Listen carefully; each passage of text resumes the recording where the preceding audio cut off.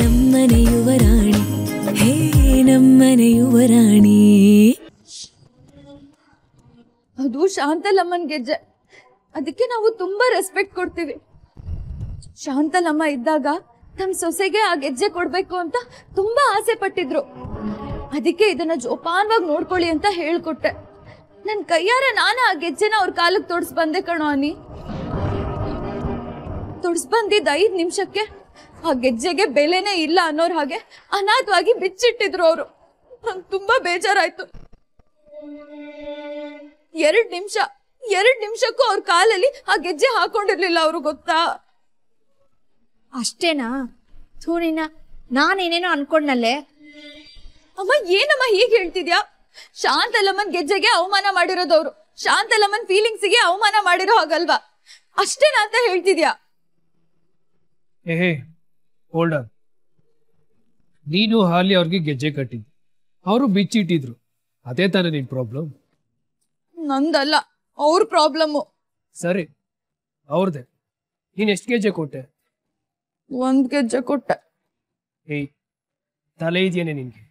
ಯಾರಾದ್ರೂ 1 ಗೆಜ್ಜೆ ಕಟ್ಕೊಂಡು ಓಡಾಡ್ತಾರ? ಯಾಕೆ ಕಟ್ಕೊಳ್ಳಲ್ಲ? ಇಲ್ಲಿ ನೋಡು, ನಾನ್ ಕಟ್ಕೊಂಡಿಲ್ವಾ?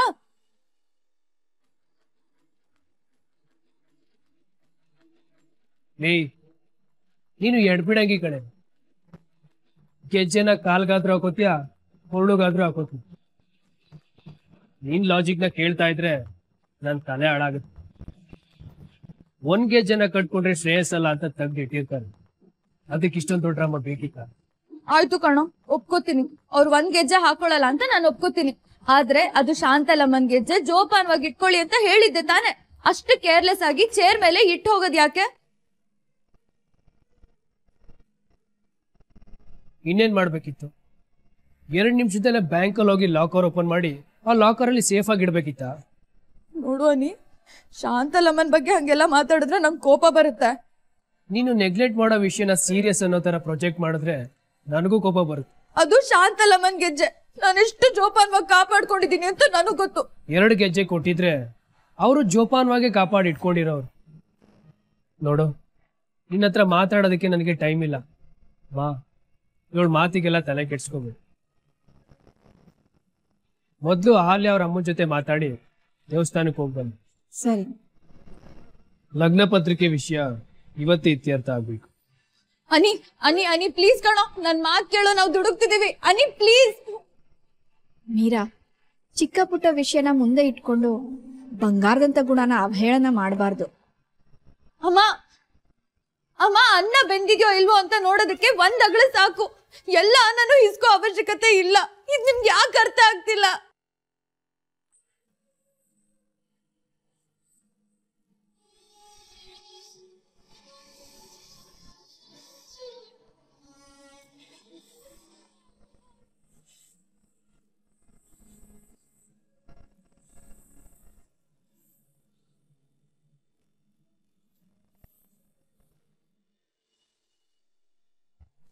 ಚಂದ್ರಣ್ಣ, ಈ ಸಾರಿ ನಾನು ನಿಮ್ ಯಾವ ಮಾತು ಕೇಳಲ್ಲ. ಇವತ್ತಿನವರೆಗೂ ನನ್ನ ಮಗಳು ಮದ್ವೆನೇ ಬೇಡ ಬೇಡ ಅಂತಿದ್ದವಳು ಇವತ್ತು ತಾನಾಗೆ ಮದ್ವೆ ಮಾಡ್ಕೋತೀನಿ ಅಂತ ಒಪ್ಕೊಂಡಿದ್ದಾಳೆ. ದಯವಿಟ್ಟು ಚಂದ್ರಣ್ಣ, ನಿಮಗ್ ಕೈ ಮುಗಿತೀನಿ. ಈ ವಿಷಯದಲ್ಲಿ ಅವಳಿಗೆ ಏನು ಹೇಳ್ಬೇಡಿ. ಅತ್ಗೆ, ನೀವು ಸಾಯ್ತೀನಂತ ಹೆದರಿಸಿ ನಾನು ಹೆಣಿಕೆ ನೀನು ದುಡ್ಕೊಂಬಂದು ಹಣನ ತಂದು ಸುರಿ ಅಂತ ಹೇಳಿದಾಗ ಯಾವ ಮಗಳಿಗೆ ತಾನೇ ನೋವಾಗಲ್ಲ ಹೇಳಿ? ನಿಮ್ಮನ್ನ ನೀವೇ ಪ್ರಶ್ನೆ ಮಾಡ್ಕೊಳ್ಳಿ. ಅತ್ಗೆ, ಅಹಲ್ಯ ಮನ್ಸಾರೆ ಈ ಮದುವೆ ಒಪ್ಕೊಂಡಿದ್ದಾಳ ಅಥವಾ ನಿಮ್ಮ ಬಲವಂತಕ್ಕೆ ಒಪ್ಕೊಂಡಿದ್ದಾಳ ಅಂತ ನಿಮ್ಮ ಮನಸ್ಸಾಕ್ಷಿನೇ ನಿಮ್ಗೆ ಉತ್ತರ ಕೊಡುತ್ತೆ.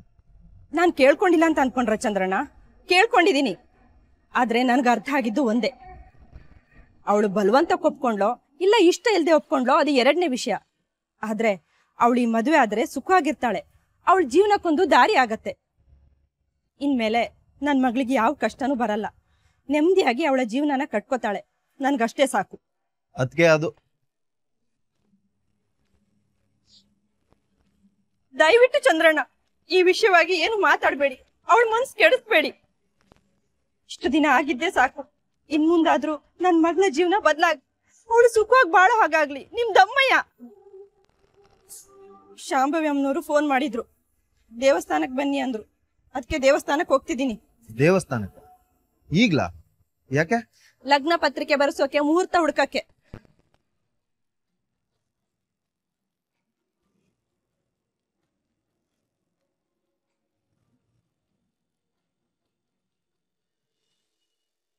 ಅದು ಹೇಗೆ ಸಾಧ್ಯ ಸರ್?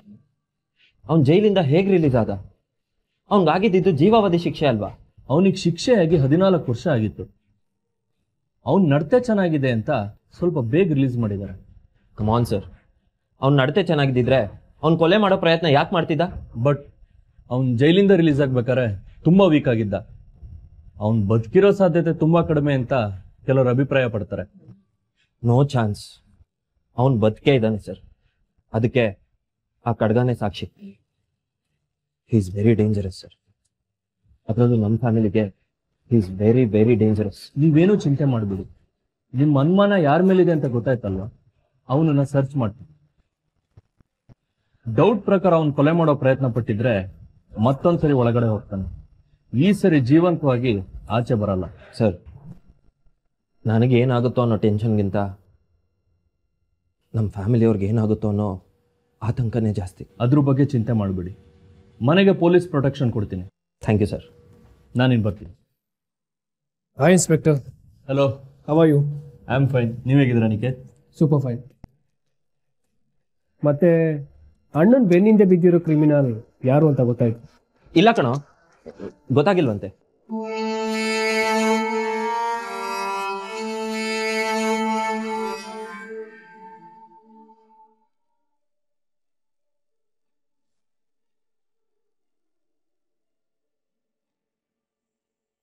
ಅಹಲ್ಯಂಗೆ ಈ ವರ್ಷದಲ್ಲೇ ಮದುವೆ ಆಗತ್ತೆ, ಕಂಕಣ ಬಲ ಕೂಡ್ ಬಂದಿದೆ ಅಂತ ಗುರುಗಳು ಹೇಳಿದ್ರು.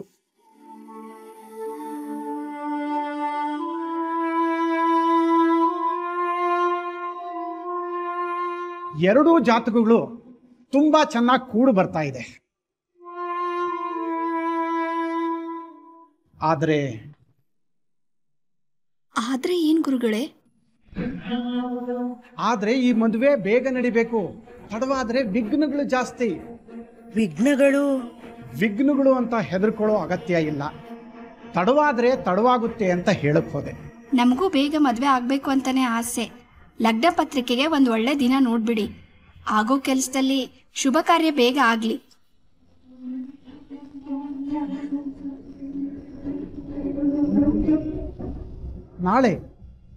ನಾಳೆನೆ ಒಳ್ಳೆ ಮುಹೂರ್ತ ಇದೆ. ನಾಳೆನಾ? ನಾಳೆ ಅಂದ್ರೆ ಹೇಗ್ ಗುರುಗಳೇ?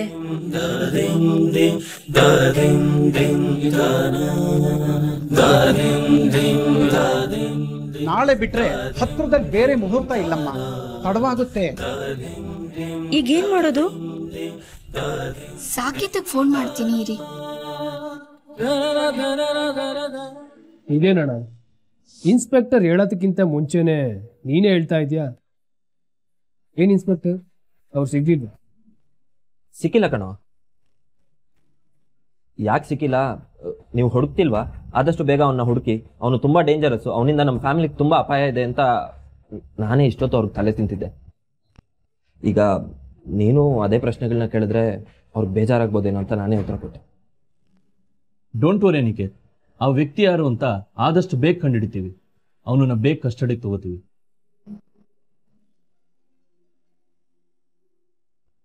ಹಲೋ, ಏನು ನಾಳೆನಾ?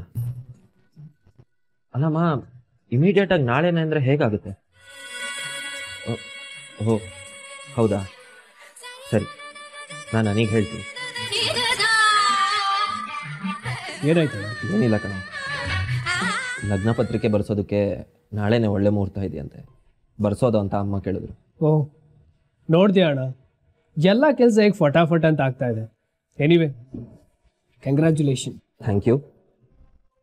Congratulation Sakesh. Thank you sir. ನಾನೇನು ಬರ್ತೀನಿ. ಇನ್ಸ್ಪೆಕ್ಟರ್ ಸರ್, ಆ ಕ್ರಿಮಿನಲ್ ಯಾರು ಅನ್ನೋದನ್ನ ಆದಷ್ಟು ಬೇಗ ಫೈಂಡ್ ಔಟ್ ಮಾಡಿ. ಶೂರ್. ಅಣ್ಣ,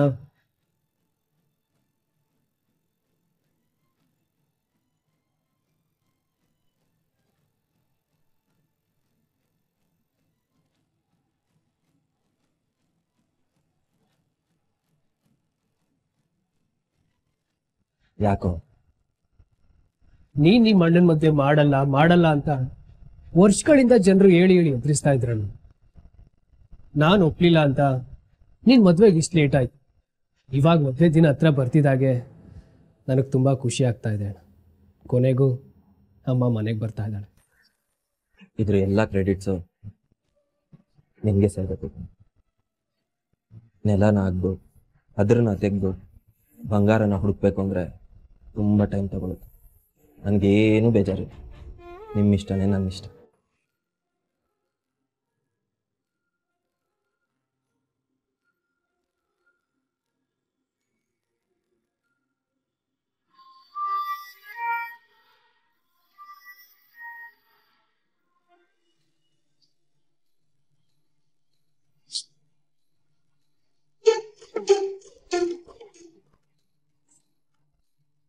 ಲೋ ಪ್ರಣಮ್, ನಾವ್ ಯಾಕೋ ಬುಲೆಟ್ ಟ್ರೈನ್ ಸ್ಪೀಡಲ್ಲಿ ಹೋಗ್ತಿದೀವಿ ಅಂತ ಅನ್ಸ್ತಿದೆ. ನಾವ್ ಹೋಗ್ತಿರೋ ಸ್ಪೀಡು ಸರಿ ಅನ್ಸ್ತಿಲ್ಲ ಕಣೋ. ಅಕ್ಕ ಯಾಕಕ್ಕ ನೀನ್ ಒಂದೇ ಕೊಮ್ಮೆ ಜೋಗ್ ಬಿಡ್ತೀಯಾ? ಅದನ್ನ ಬಿಟ್ಟು ಆಚೆ ಬಾರಕ್ಕ. ಅದೊಂದೇ ವಿಷಯ ಕಣೋ ನನ್ಗೆ ಹರ್ಟ್ ಮಾಡಿದ್ದು. ಅಕ್ಕ ಒಂದ್ ಮಾತು ಹೇಳ, ನಿಂಗೆ ಶಾಂತಲಮ್ಮ ಅಂದ್ರೆ ಏನು ಅಂತ ನಿಂಗೆ ಗೊತ್ತಿದೆ. ಶಾಂತಲಮ್ಮನ ಮೇಲೆ ನಿಂಗೆ ಪ್ರೀತಿ ಗೌರವ ಎಲ್ಲ ಇದೆ. ಅದಕ್ಕೆ ನೀನ್ ಆ ಕಾಲ್ಗೆಜ್ಜೆಗೆ ಅಷ್ಟೊಂದು ರೆಸ್ಪೆಕ್ಟ್ ಕೊಡೋದು. ಆದ್ರೆ ಅದಕ್ಕೆ ಶಾಂತಲಮ್ಮ ಅಂದ್ರೆ ಯಾರು ಅಂತ ಗೊತ್ತಿಲ್ಲ, ಅವ್ರು ಹೇಗಿದ್ರು ಅಂತ ಗೊತ್ತಿಲ್ಲ, ಅವ್ರ ಪ್ರೀತಿ ಹೆಂಗಿತ್ತು ಅಂತ ನೋಡಿಲ್ಲ. ನೀನ್ ಕೊಟ್ಟಿರೋದು ಅವ್ರ ಪಾಲಿಗೆ ಬರೀ ಕಾಲ್ಗೆಜ್ಜೆ ಆಗಿರತ್ತಕ್ಕ, ಅಷ್ಟೊಂದು ಫೀಲ್ ಕನೆಕ್ಟ್ ಆಗಲ್ಲ. ಯಾಕೋ ನಿಮ್ ಮಾತಿನ ತರ ಕೇಳಿಸ್ತಿಲ್ವಲ್ಲ? ಯಾರು ಹೇಳ್ಕೊಟ್ಟಿದ್ದು? ಅನುಕೂತನ ಶಾಂಭವಿ ಅಮ್ಮ ಜೊತೆ ಮಾತಾಡ್ತಿದ್ರು, ಕೇಳಿಸ್ಕೊಂಡೆ. ಹಾಗಂತಾನೆ ಇಟ್ಕೊಳ್ಳೋಣ. ಆದ್ರೆ ಆ ಗೆಜ್ಜೆಗೆ ತುಂಬಾ ವ್ಯಾಲ್ಯೂ ಇದೆ ಕಣೋ. ಅಮ್ಮ ಕೊಟ್ಟಿದ್ದು ಅಂದ್ಮೇಲೆ ತುಂಬಾ ಜೋಪಾನವಾಗಿ ಇಟ್ಕೋಬೇಕು ತಾನೆ. ಮುಂದೆ ಅವರು ನಮ್ ಫ್ಯಾಮಿಲಿಗೆ ಬಂದು ಸೇರೋರು, ನಮ್ ಫ್ಯಾಮಿಲಿಗೆ ರೆಸ್ಪೆಕ್ಟ್ ಕೊಡ್ಬೇಕು ತಾನೆ. ನಮ್ ಮಾತಕ್ ಬೆಲೆ ಇದ್ದಿದ್ರೆ ಆ ಗೆಜ್ಜೆನ ಅವರು ಜೋಪಾನವಾಗಿ ಇಟ್ಕೊಂಡಿರೋರು ಅಲ್ಲ. 2 ನಿಮಿಷಕ್ಕೆ ಆ ಗೆಜ್ಜೆನ ಹೇಗ್ ಕಿತ್ತಾಕಿದ್ರು? ಕಿತ್ತಾಕಿದ್ರಂತ ಯಾಕಂತ್ಯ? ತೆಗ್ದಿಟ್ಟಿದ್ದಾರೆ. ನಿನ್ ಕಣ್ಗೆ ಕಿತ್ತಾಕ್ದಂಗ ಅನ್ಸ್ತಿದೆ ಅಷ್ಟೇ. ಇಲ್ಲ ಕಣೋ, ಅವರು ಕೇರ್ಲೆಸ್ ಆಗೇ ತೆಗ್ದಿಟ್ಟಿದ್ದು. ಸರಿ, ಅವ್ರು ನಮ್ ಫ್ಯಾಮಿಲಿ ವ್ಯಾಲ್ಯೂ ಬಗ್ಗೆ ರೆಸ್ಪೆಕ್ಟ್ ಇದೆಯೋ ಇಲ್ವೋ ಅಂತ ತಿಳ್ಕೊಳ್ಳೋದಕ್ಕೆ ನಾಳೆ ಒಂದು ಅವಕಾಶ ಇದೆ. ನಾಳೆನಾ? ಏನ್ ಅವಕಾಶ?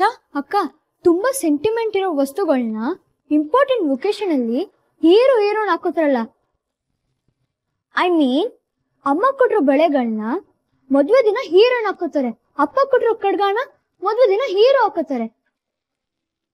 ಇದೇ ರೀತಿ ನಾಳೆ ಎಂಗೇಜ್ಮೆಂಟ್ ನಲ್ಲಿ ಅಹಲ್ಯ ಅದಕ್ಕೆ ಗೆಜ್ಜೆನ ಹಾಕೋ ಬರ್ಬೋದಲ್ವಾ? ಕರೆಕ್ಟು ಕಣೋ, ನಿನ್ ಪಾಯಿಂಟು ಕರೆಕ್ಟ್ ಆಗೇ ಇದೆ. ಅವ್ರಿಗೆ ಆ ಗೆಜ್ಜೆ ಮೇಲೆ ರೆಸ್ಪೆಕ್ಟ್ ಇದ್ದು, ಶಾಂತಲಮ್ಮನ್ ಮೇಲೆ ಮತ್ತೆ ನಮ್ ಫ್ಯಾಮಿಲಿ ಮೇಲೆ ಗೌರವ ಇರೋದು ನಿಜವಾಗಿದ್ರೆ ನಾಳೆ ಅವ್ರು ಖಂಡಿತ ಆ ಗೆಜ್ಜೆನ ಕಟ್ಕೊಂಡು ಬರ್ಲೇಬೇಕು. ಬರ್ಲಿಲ್ಲ ಅಂದ್ರೆ ಅವ್ರ ಮನೆಗೆ ಸೊಸೆ ಆಗೋದಕ್ಕೆ ಸರಿ ಅಲ್ಲ.